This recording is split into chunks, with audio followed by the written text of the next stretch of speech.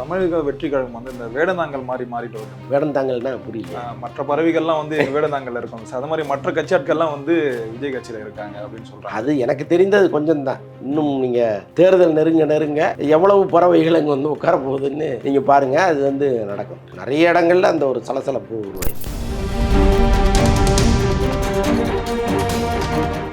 இப்போ ஆதவ அர்ஜுனா மாதிரி ஏற்கனவே வந்து தேர்தல் வியூக வகுப்பாளர் அவருக்கு எல்லாமே தெரியும். இப்போ கரெக்டாக அவரை கொண்டு வந்து ஒரு பொறுப்பு கொடுத்து உட்கார வச்சுட்டிங்கன்னா ரெண்டு வேலையாக போச்சு. ஒரு பக்கம் வந்து இந்த தேர்தல் அதெல்லாம் பார்த்துக்கிறது ஒன்று, இன்னொன்று இதுதான் ஸ்ட்ராட்டஜி.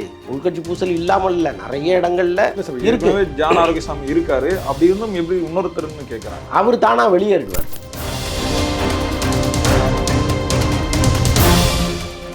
2026 எலெக்ஷனுக்கு விஜய் வந்து ஒரு தரமான ஒரு பிளான் வந்து வச்சுட்டு இருக்காரு. திமுக வந்து நிறைய முக்கிய ஆட்கள்லாம் விஜய் கட்சியில் சேர்க்க போறாரு அப்படின்ற மாதிரி ஒரு செய்தி வருது. திமுகவிலிருந்து வருவதை விட அதிமுகவிலிருந்து வருவதோ அல்லது மற்ற கட்சிகள்லேருந்து வர்ற ஆட்களோ அதிகமாக இருக்கும்னு நினைக்கிறேன்.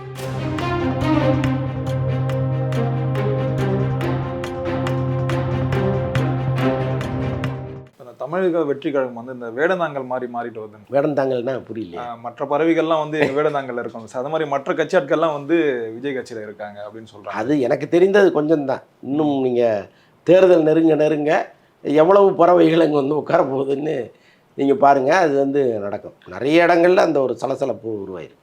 இப்போ இவ்வளோ நாள் வந்து விஜய்க்கு வந்து நிறைய பத்திரிகையாளர் வந்து ஆதரவு வந்து தெரிவிச்சிருந்தாங்க. இப்போ எப்போ இந்த ஆதவ அர்ஜுனா உள்ள வந்தாலும் நிறைய எதிர்ப்புகளை தான் பேசுறாங்க. இல்லைங்க, ஒரு அரசியல் கட்சியை திறம்பட நடத்துவதுங்கிறது ரொம்ப கஷ்டம். இப்போ ஏற்கனவே இங்கே லிஸ்ட்டு போட்டு வச்சுருக்காங்க. இவர் வந்தார் வழங்காமல் போயிட்டார், இவர் வந்தார் மறுநாளே போயிட்டார் அப்படின்லாம் ஒரு லிஸ்ட்டு ஒன்று போடுறாங்க. அப்போ அவங்கெல்லாம் செய்யாத ஒன்றும் நம்ம செய்ய வேண்டியதாக இருக்குன்னு அவர் நினைப்பார்ல. அப்போ என்ன பண்ணணும்?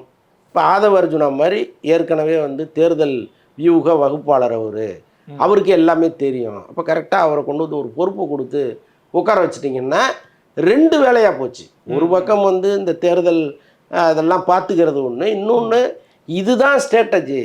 இப்போ இந்த கட்சிக்கு இவ்வளோ, இந்த கட்சிக்கு இவ்வளோ, நமக்கு இவ்வளோ இருக்குது, இது எதோட சேர்ந்தா அது இன்னும் பலமாகுங்கிறதெல்லாம் அவருக்கு தெரியல. அப்போ அது தொடர்பான ஒரு பேச்சுவார்த்தையை நடத்துவதற்கு ஒரு சரியான ஆள் யார் கொண்டா? இன்னைக்கு வந்து தகவல் தொழில்நுட்பம் தான் ரொம்ப முக்கியமாக இருக்குது. முக்கியமாக இந்த சோஷியல் மீடியாவில் ஹேண்டில் பண்ணுறதுங்கிறது பெரிய டாஸ்காக இருக்குது. ஒவ்வொருத்தரும் வந்து ஐடி விங்குன்னு ஒன்று வச்சுருக்காங்க. அது பெரிய ரோல் பண்ணுது. நீங்கள் ஒரு மனிதனுடைய மனநிலையே மாற்றி விட்டு போயிடுது இந்த ஐடி விங்கு வந்து. ஸோ அப்படி இருக்கும்போது சிடி நிர்மல்குமார்னு ஒருத்தர் ஏடிஎம்கேவில் சிறப்பாக ஒர்க் பண்ணிட்டு இருந்தவர் அவரை தூக்கி கொண்டாங்கங்கிறாங்க. ஸோ அப்போ விஜயினுடைய அந்த வியூகம்ங்கிறது கரெக்டாக இருக்குது. ஆனால் வெளியிலேருந்து பார்க்குறவங்களுக்கு என்னடா ஏதோ மண் குதிரையில் ஏறுவான்னு நினச்சா ஒரிஜினலாகவே ஒரு குதிரையில் ஏறி வர்றானே அப்படின்லாம் தோணும்ல. அப்போ எதையாவது ஒன்று சொல்லி இவங்களை டிஸ்கரேஜ் பண்ணி அடுத்த கட்டத்துக்கு போக முடியாமல் செய்வதற்கு ஒரு வேலை இங்கே நடக்கும். முதல்ல இந்த மன ரீதியான தாக்குதல் தான். இப்போ ஒரு நாட்டை அழிக்கணும்னு முடிவு பண்ணான்னா முதல்ல வாட்டரை தான் காலி பண்ணுவோம். இந்த வாட்டர் வந்து அசுத்தமாக்கி அவன் தண்ணியை குடிக்க விடாமல் பண்ணி அதுக்கப்புறம் மெல்ல உணவுப் பொருட்களை கட் பண்ணி, ஸோ இப்படி ஒரு வியூகம் இருக்குது. ஸோ அந்த மாதிரி இங்கே வந்து முதல்ல மனதளவில் அவனை அடித்து காலி பண்ணிட்டோம்னா அவனே சோர்ந்து போயிடுவான்.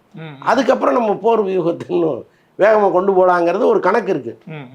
பட் அவர் அதெல்லாம் எதிர்பார்த்தது தான் அப்படிங்கிற மாதிரி போயிட்டுருக்காரு. ஸோ அதனால தான் இந்த உள்கட்சி பூசல் இல்லாமல் இல்லை, நிறைய இடங்கள்ல ஏற்கனவே ஜான் ஆரோக்கியசாமி இருக்காரு, அப்படி இருந்தும் எப்படி இன்னொருத்தர்னு கேட்குறாங்க. அவர் தானாக வெளியேறிடுவார்.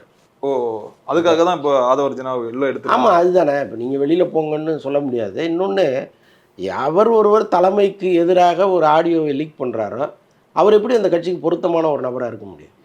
இல்லை சார், ஆனால் அவர் சொன்னதில் எந்த ஒரு தப்புமே இல்லையா சார்? தப்பு சரிங்கிறது வேறங்க.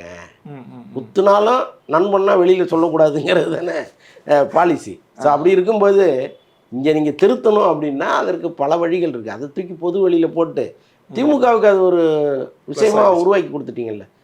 அவங்க பேசுகிறதுக்கு ஒரு கருவியாக அதை உருவாக்கிட்டீங்கல்ல. அப்போ நீங்கள் எதுக்கு இங்கே இருக்கணுங்கிற கேள்வி ஆட்டோமேட்டிக்காக வரும்ல.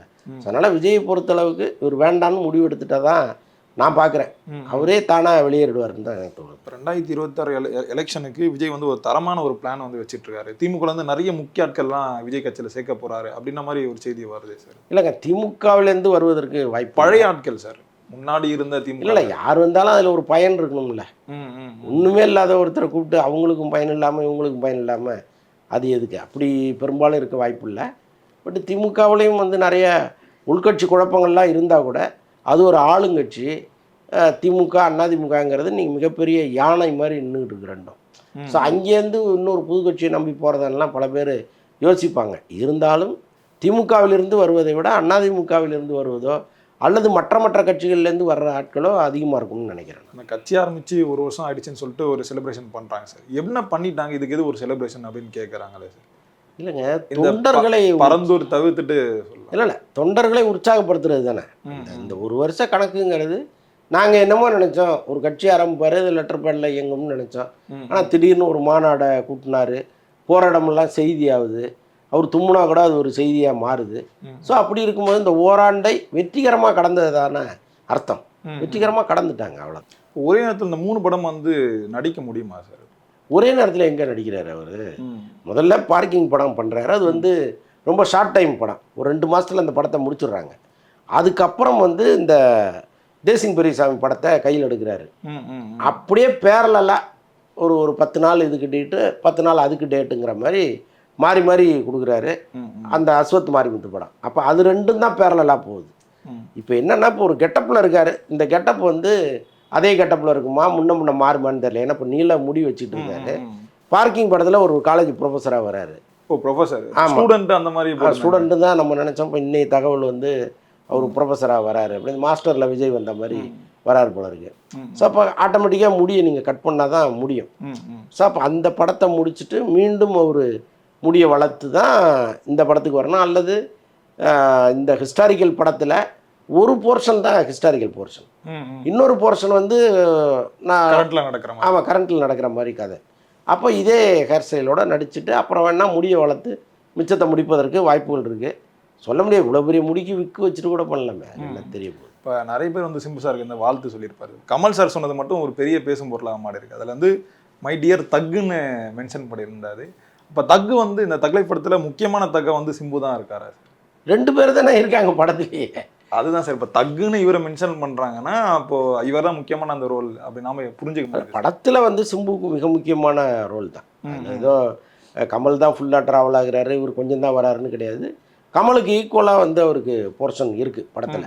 ஸோ அதனால் இது ஒரு பக்கம் கமல் படம் மணிரத்னம் படம்னு சொல்லும் பொழுது இது சிம்பு படம்னு நீங்கள் கன்சிடர் பண்ணலாம் அந்த படத்தை. ஸோ அந்தளவுக்கு அவருக்கான போர்ஷன் இருக்குது. இன்னொன்று வந்து கமலுக்கும் சிம்புவுக்குமான அந்த தனிப்பட்ட நட்பு இருக்குல்ல, அது வந்து ரொம்ப செல்லமான ஒரு நட்பாக மாறிடுச்சு. அவர் அந்த காம்பவுண்டுக்குள்ளே வந்த பிறகு கமலும் அவரும் தொடர்ந்து பேசுறது, அதுக்கு முன்னாடி ஒரு ஒப்பீனியன் இருக்கும்ல, இந்த பையன் வந்து இப்படி அப்படிங்கிற மாதிரிலாம் நினைப்பாங்க. நீங்கள் பழக ஆரம்பிச்சிட்டா அடடா இந்த பையனே நம்ம அப்படி நினச்சோங்கிற மாதிரி தோணும். ஸோ கமல் வந்து கிட்டத்தட்ட அப்படி நினைக்க ஆரம்பிச்சிட்டாரான் சிம்புவை. ரொம்ப 2 பேரும் பேசுறது, ரொம்ப நேரம் பேசிகிட்டு இருக்கிறது, டின்னர் போகிறது, ரொம்ப கலகலன்னு அந்த பல கதைகளை பேசுறது, இப்படி மாறியிருக்காங்க. ஒரு கட்டத்தில் கமல் வந்து அவரே ஒரு ஸ்வெட்டர் செஞ்சு சிம்பு கொடுக்குற அளவுக்கு அந்த நட்பு பலமாயிருது. நிறைய அட்வைஸ் அப்போ பண்ணியிருப்பாரு. ஆமாம்மா, அட்வைஸ் இல்லாமல் இப்போ கமல் வந்து அட்வைஸ் எல்லாம் பண்ண மாட்டார். அவர் லைஃப்பில் நடந்த சில சம்பவங்களை சொன்னாலே அதுவே உங்களுக்கு பெரிய பாடம், அட்வைஸ் சொல்ல வேண்டிய அவசியமே இல்லை. இன்னொன்று வந்து சிம்பு வந்து இவ்வளவு பக்குவமானதற்கு கமலெல்லாம் கூட ஒரு காரணமாக இருந்திருப்பார். ஏன்னா இப்போ அவர் வாழ்க்கையில் அவர் பட்ட பல அடிகளை அவர் சொல்லியிருப்பார்ல. இப்போ உங்கள் கையில் கிடச்சிருக்கிறது வந்து சாதாரண விஷயம் இல்லை. ஒரு இவ்வளோ இன்றைக்கி மக்கள் வந்து ரசிகர்கள் இவ்வளோ பெரிய கூட்டம் பின்னாடி நிற்கிது, நீ ஏன் லேசியாக இருக்கெல்லாம் அவர் கேட்டிருப்பார்ல. ஸோ அதெல்லாம் சேர்த்து தான் இன்றைக்கி இவ்வளோ பெரிய வேகமான ஒரு ஓட்டத்துக்கு சிம்பு வந்திருக்காரு. அதை தாண்டி இவ்வளோ பெரிய ரிஸ்க்கை நம்ம எடுக்கலாங்கிற ஒரு நம்பிக்கையே முதல்ல கமல் மாதிரி யாராவது கொடுத்துருக்கலாம், இல்லைன்னா சும்மா வராது. இல்லை, பொறுத்திருந்து பார்ப்போம் சார் என்ன நடக்குது. ரொம்ப நன்றிகள் சார், எங்களோட நேரம் பகிர்ந்து. நன்றி.